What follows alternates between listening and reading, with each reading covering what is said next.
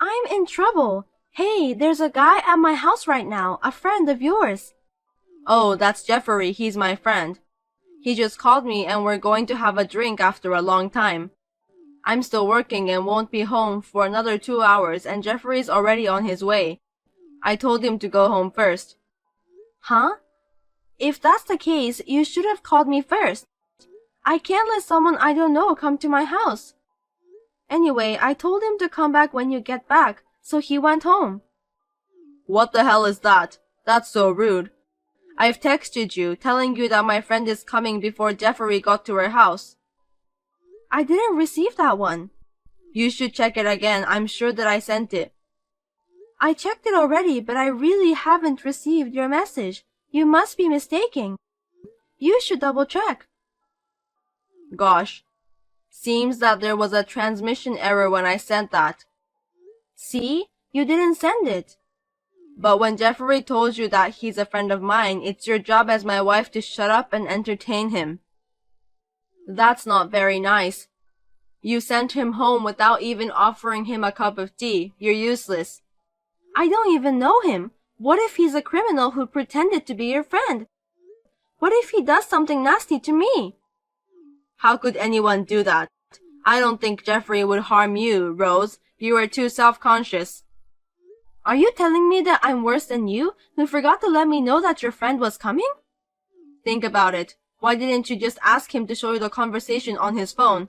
That way you would have known we were friends, right? See? That's easy. I thought so too. I told him that too, but he said that he forgot his phone and wouldn't let me see it. If there was no way to check whether he was your friend or not, there was nothing I could do.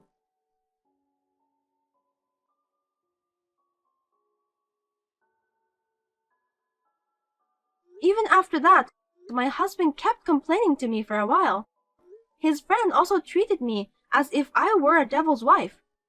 Jeffrey forgot that my husband made a mistake by not texting me before he came to our house. Both of them blamed me, as if I was the only one at fault. No matter how much I was blamed, I could not trust my husband's friend. I just could not trust him in any way. No matter if my husband has given his permission, I don't think it's a good idea to visit a newlyweds when the wife is all alone in the house. Also, what everyone shouldn't forget is, my husband said that Jeffrey is already on his way. Then why didn't Jeffrey have his cell phone with him? I wonder how he communicated with my husband. I felt some kind of unexplainable fear. That's why I decided to go back to my parents' house. Then, I received a message from my husband, who was in a panic when he came home from work. Where are you now? What the hell do you think you're doing, leaving me like this? You have no reason to be upset.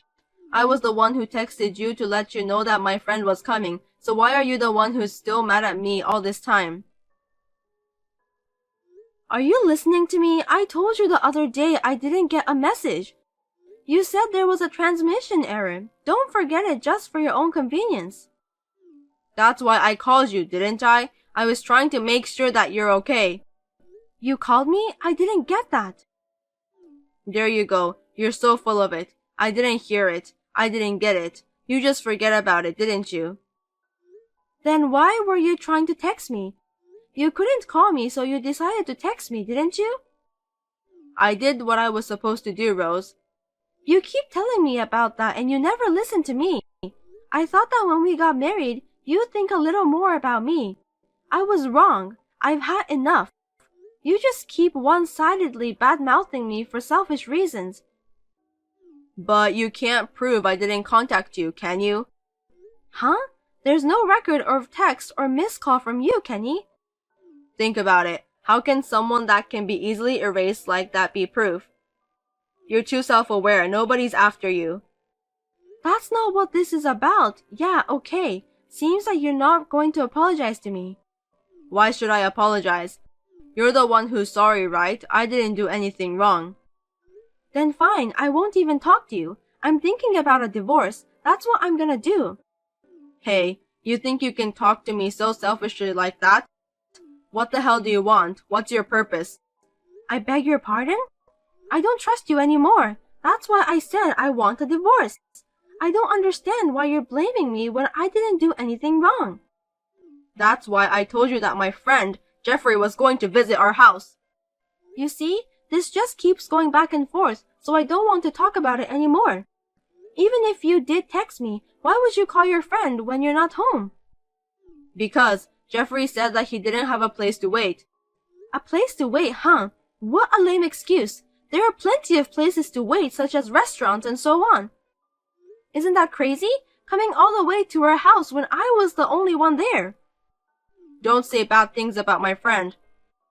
Okay, let's say I let your friend come inside. What do you want me and your friend to do? You can just prepare dinner or something, like what everyone does when they have a guest coming to the house. Just serve tea and snacks to him, let him watch TV and make him feel like home. You want me to cook dinner for a stranger? Yeah, what's wrong with that? It's not that hard, is it? That's what a wife is supposed to do. Likewise, if my friend came over, would you serve her dinner? I would if she's your friend. I'll say serve her tea too. Then what if that friend of mine is actually a criminal who just lied to you? You don't have to worry about that. You've never had a friend visiting you in the first place. Anyway, do you really have a friend? That means when the person says that she's your friend, I'll know right away that she's trying to deceive me. Kenny, do you realize that you're contradicting yourself? Huh? I'm just stating about the common sense. You're just being too logical and difficult. Also, you're trying so hard to justify yourself. No, I think I'm just talking plain and simple. That's your common sense. I'm different from you and I'm not that complicated. Then divorce me because I can't be with someone who doesn't value my common sense. Huh? Why are you talking like that? That's so extreme. If that's the way you're talking right now, then yes. But divorce over something like this is overreacting, right? You should think twice. I thought so too. We'd get into trouble over something as trivial as this, you know? I can't continue our marriage to someone I can't have a proper conversation with. I'll report this to your parents too. You think you can do such a selfish thing? I'll forgive you now, so don't make any more trouble and come back. Forgive me? I'm not going back to our house. You have until tomorrow to decide whether you're going to apologize or divorce me. If you don't apologize, let's have a divorce. That's right. I just remembered. Jeffrey was at our wedding. What? What are you talking about out of the blue? We knew each other. He was at our wedding, so he knew you too. That's why he wasn't a stranger. What do you think you're talking about, Kenny? Do you know how many friends you invited to our wedding? There were a lot of people and most of them were your colleagues. How could I remember the face of someone I met only once at the wedding? Don't be so heartless. Jeffrey was there to celebrate our marriage. Do you remember the faces of even one of my friends? Would you recognize them if you saw them on the street? What's wrong? Did you just ignore me because you don't remember any of my friends? Are you just going to forget every single thing that you think is inconvenient for you? Jeffrey is really my friend. Even if I did remember him, it doesn't mean that Jeffrey is my friend, okay? We have never talked to each other. I don't want to spend a few hours alone with a stranger. I don't care even if you ask me to do it for your sake. He's a friend of mine. Why can't you just be nice to him for my sake? If you can't even do that, that's very selfish of you. It's okay that this time it was a friend, but what if the person was my boss? That could affect my promotion. Can you take responsibility if I don't get promoted for the rest of my life because of you? Isn't that the worst thing you could do as a wife? Okay, let's say that the person was a criminal. If I got killed because I invited him in, can you take the responsibility for that?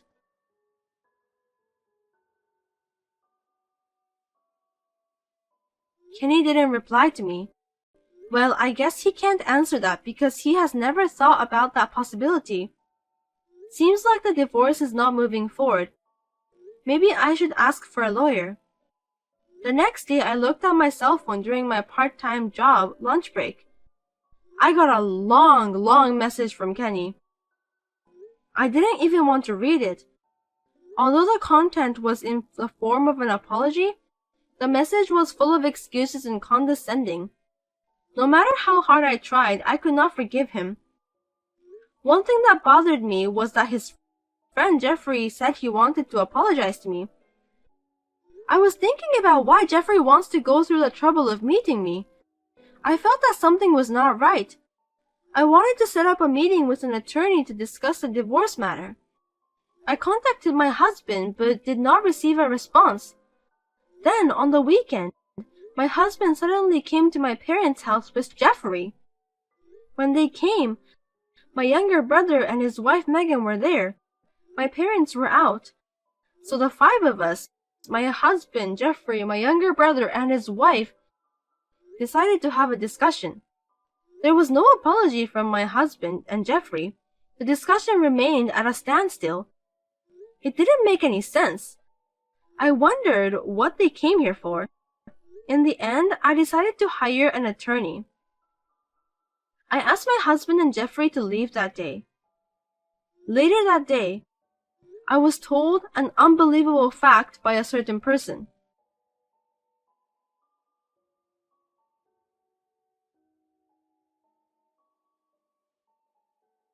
What are you waiting for? All you have to do is get a divorce.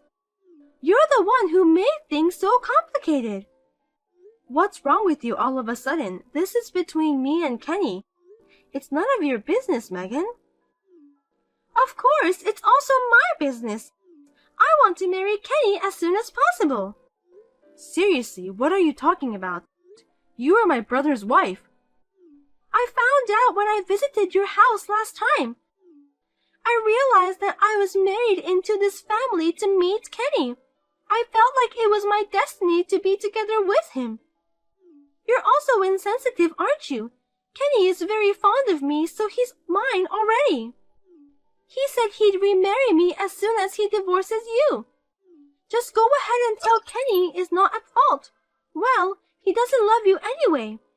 Then you can get a divorce with a clear mind, right? Kenny may feel refreshed, but I don't. If he doesn't love me, then why is he arguing about the divorce? He can just do it straight away if he wants to. Kenny is a smart guy. If he admits that he's at fault, he'll have to pay alimony, right? He said he doesn't want that to happen. That's not smart. That's just being petty. So since he doesn't want to pay for alimony, he's just going to keep on complaining. I'm appalled. What about Jeffrey then? It's just not right that he keeps popping up multiple times. He has nothing to do with this, so why is he acting like he's a part of this matter? I'll tell you what I think. Jeffrey loves you. Huh? He fell in love with you when he saw you at the wedding. But he gave up on you because you're his friend's wife.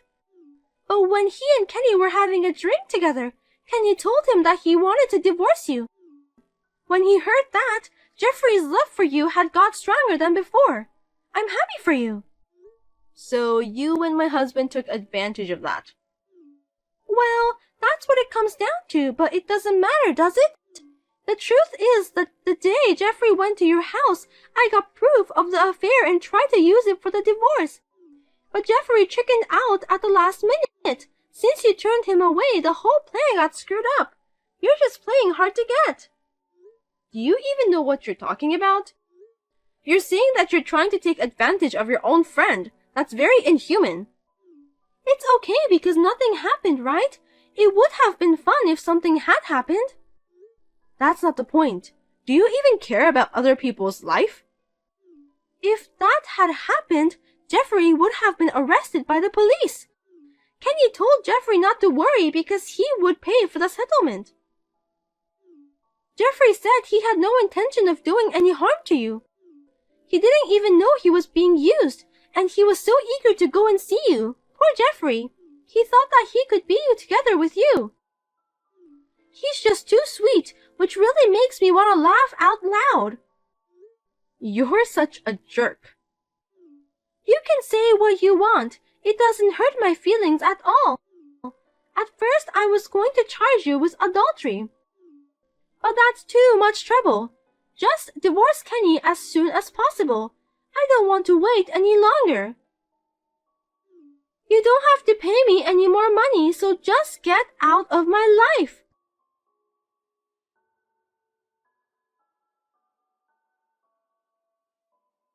When Megan contacted me, a chill ran down my spine. I felt as if I were frozen by her curse. It was all planned. I have no trust in my husband anymore. He is more of a stranger to me now. I'm afraid to stay in the marriage any longer, and I don't want him to come up with another nasty plan. I decided to consult an attorney immediately. I was confused with a mix of anger and disappointment. Once I realized that it was a setup, I completely switched myself to an anger mode. I swear that I will not be defeated. Let the war begin from here on. What do you think you're doing, Rose? It's so obvious, isn't it? What you tried to do to me. I'll never forgive you. You have to take responsibility as an adult. I didn't do anything wrong. You just didn't do anything directly to me. You knew about the plan, so it's the same thing. This whole thing has hurt me a lot. I've been scared. That's why I'll make you pay for the alimony. But your brother is going to ask for alimony too because he's divorcing me. I can't pay that much. Don't you dare say that to me. You're still married and you're responsible for hurting my brother's feelings. I also gave him the screenshot of the messages I had with you. You'd better admit it soon, Megan. You don't like waiting, do you? You're the worst thing ever. That's why you're dumped by Kenny. I know, I'm not stupid, so maybe I was too smart for Kenny. But to be honest, I'm grateful to you for giving me the opportunity to divorce my husband like that. Thank you, Megan. You and Kenny are a perfect match. I know it's going to be hard to pay for the alimony from now on, but you and Kenny are capable to do that together. Wait a minute. I'm not finished talking with you. You must drop your lawsuit against me. The alimony from Kenny is enough. You don't have to take it from me too. Hey, don't ignore me. Say something, Rose. Please.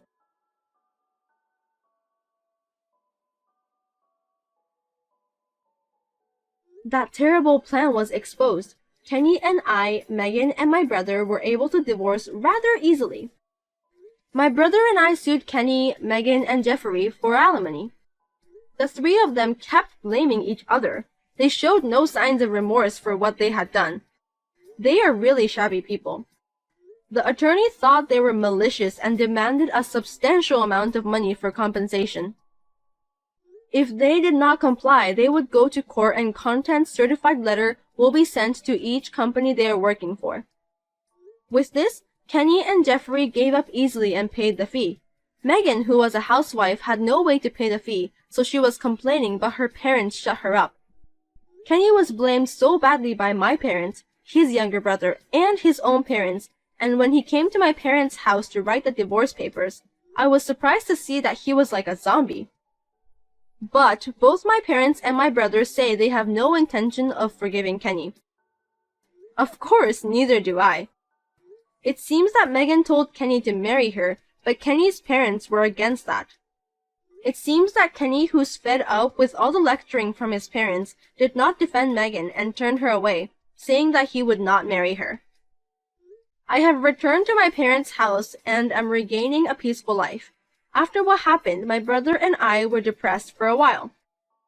But both of us were glad that we realized the true nature of Kenny and Megan at an early stage before we had kids.